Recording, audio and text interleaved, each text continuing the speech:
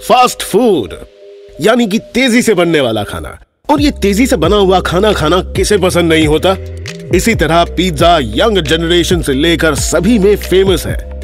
Domino's एक American pizza chain है जिसे शुरू करने वाले थॉमस स्टीवन टॉम मोनेगन का जन्म 25 मार्च 1937 में अमेरिका के मिशिगन में हुआ था। वो टॉम फ्रांसिस और एना मोनेगन के बड़े बेटे थे। उनके छोटे भाई का नाम जेम्स मोनेगन था।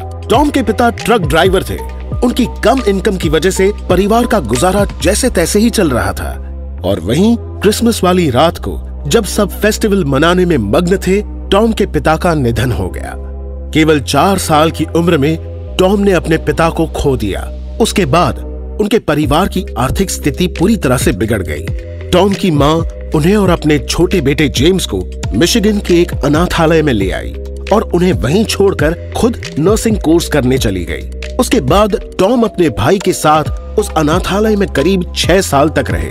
वहीं रहते हुए उनकी आस्था कैथोलिक धर्म में बढ़ने लगी और चर्च के प्रति उनका लगाव होने लगा। 1960 में टॉम के छोटे भाई जेम्स को पता चला कि मिशिगन के एक शहर में डोमिनिक्स नाम का एक व्यक्ति अपना पिज्जा स्टोर बेच रहा है। दोनों भाइयों ने $900 में वो स्टोर उससे खरीद लिया और अपना पिज्जा बिजनेस शुरू कर दिया। अपने पिज्जा स्टोर में उन्होंने 2 लोगों को काम पर रखा था। कई दिनों की मशक्कत के बाद भी दोनों भाइयों का पिज्जा बिजनेस कुछ खास कमाल नहीं कर रहा था।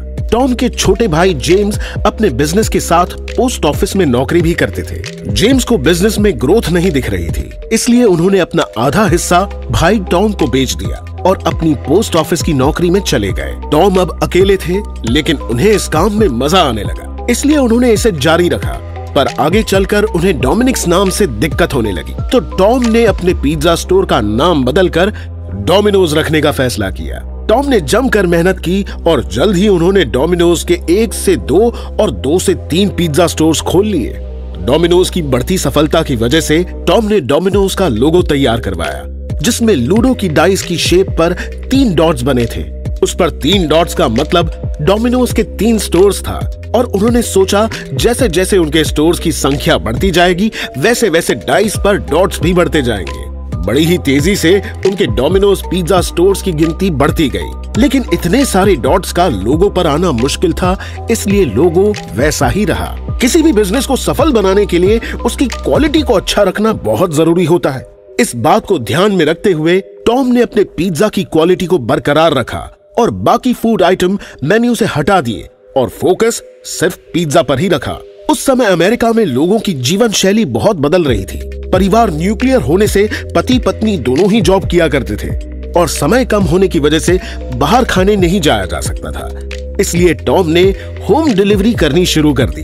उसके लिए उन्होंने एक ऐसा कार्डबोर्ड का बॉक्स बनवाया जो पिज्जा को लंबे समय तक गर्म रख सकता था। होम डिलीवरी स्कीम की वजह से पिज्जा की डिमांड तेजी से बढ़ने लगी। टॉम ने इसके बाद 1967 में डोमिनोज की फ्रेंचाइज शुरू कर दी और कुछ ही समय में अलग अलग जगह पर 12 पिज्जा स्टोर्स खोले गए। उसके बाद हर हफ्ते वो एक नया स्टोर खोलते जा रहे थे, जिसे संभाल पाना उनके लिए मुश्किल होने लगा।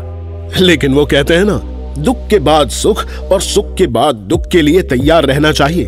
उसी तरह टॉम के सामने भी एक बहुत बड़ा दुख आ खड़ा हुआ। उनके एक मुख्य पिज्जा स्टोर में आग लग गई, जिससे उन्हें बहुत नुकसान हुआ।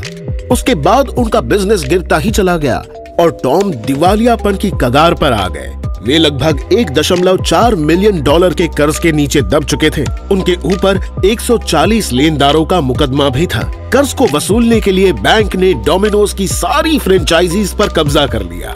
अब सारी कमाई बैंक के पास ही जाने लगी। बाद में बैंक डोमिनोज को बेचना चाहता था, लेकिन उसे कोई खरीदार नहीं मिला और कोई अच्छा मैनेजर ना होने की वजह से डोमिनोज चलाने में दिक्कत आने लगी।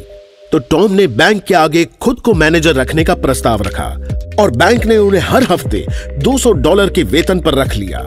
टॉम को किसी नौकरी की जरूरत नहीं थी, बल्कि वो तो अपने कंपनी को वापस पाने के लिए काम करने लगे। उन्होंने कंपनी को फिर से प्रॉफिट में लाने के लिए बहुत मेहनत की, लेकिन अभी डोमिनोज घाटे में ही था। 1971 में बैंक को लगने लगा कि अब यह कंपनी डूब चुकी है, तो बैंक ने टॉम को एक स्टोर के बदले सारे शेयर लौटा दिए। टॉम को भी अब समझ आ गया था कि उन्हें स्ट्रैटेजी बदलनी पड़ेगी, इसलिए उन्होंने डोमिनोज के सारे स्टोर्स अपने प्रतिद्वंदी डिनोज पिज्जा को बेच दिए और अपने पास डोमिनोज के केवल 5 स्टोर्स ही रखे, जिससे डिनोज सबसे बड़ी पिज्जा चेन बन गया। जब कुछ समझ ना आए तो फिर से स्टार्ट करना चाहिए। टॉम ने भी ऐसा ही किया। धीरे धीरे अपने पिज्जा बिजनेस को चलाते गए और सफल होने लगे। थोड़ा थोड़ा करके उन्होंने बैंक का सारा कर्ज उतार दिया और पहले की तरह गलती ना करते हुए इस बार बड़े ही सोच समझकर अपने नए स्टोर्स खोले। टॉम ने अपनी होम डिलीवरी पर ज्यादा ध्यान देते हुए पिज्जा इन 30 मिनट स्कीम लॉन्च की, जिसमें 30 मिनट में पिज्जा न आने पर कस्टमर को फ्री पिज्जा देने का वादा किया। और अपनी सर्विस अच्छी रखने के लिए टॉम डिलीवरी बॉयज को बोनस देने लगे। आज डोमिनोज दुनिया की दूसरी सबसे बड़ी पिज्जा चेन है। तो ये थी डोमिनोज की चटाकेदार सक्सेस स्टोरी।